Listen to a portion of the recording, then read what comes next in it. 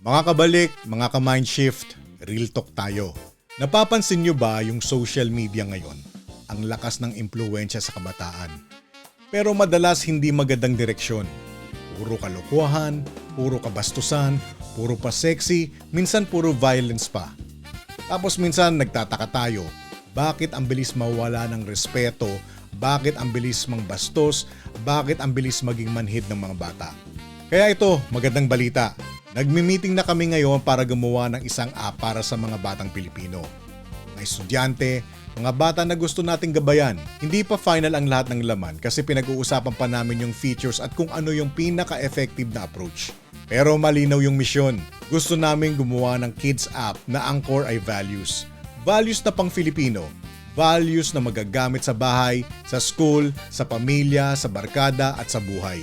Kasi ito yung paniniwala ko. Kung gusto nating mabawasan yung mga problemang malalaki tulad ng korupsyon, hindi yan maaayos sa sermon lang sa matatanda. Yung iba, matagal nang nakatanim yung ugat. Parang kawayan yan eh. Kapag matanda na, pag pinilit mong ituwid, mababali.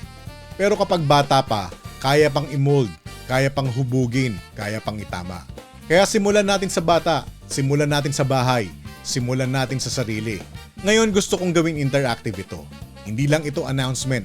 Gusto ko makisali kayo kasi ito para sa mga kabataan at ang best na community ay yung may community na may ambag.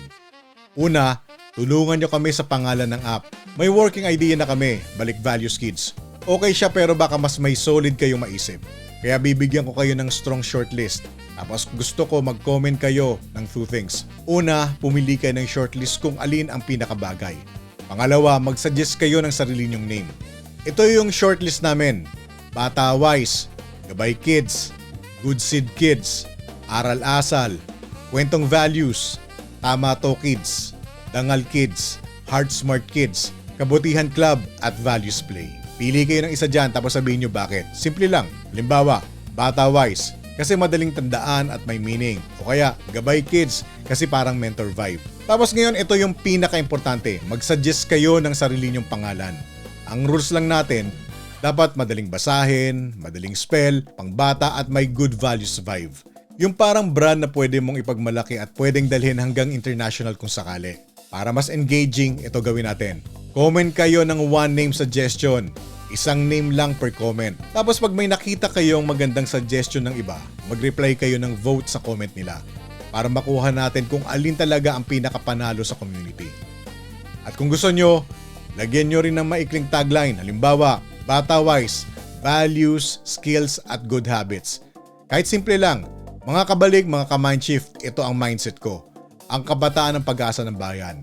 Pero hindi yan automatic. Kailangan yan alagaan. Kailangan yan hubugin.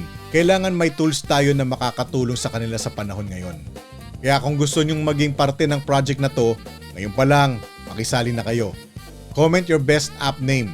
Pili sa shortlist tapos mag-suggest ng sarili nyo. Simulan natin sa bata, simulan natin sa bahay, simulan natin sa sarili.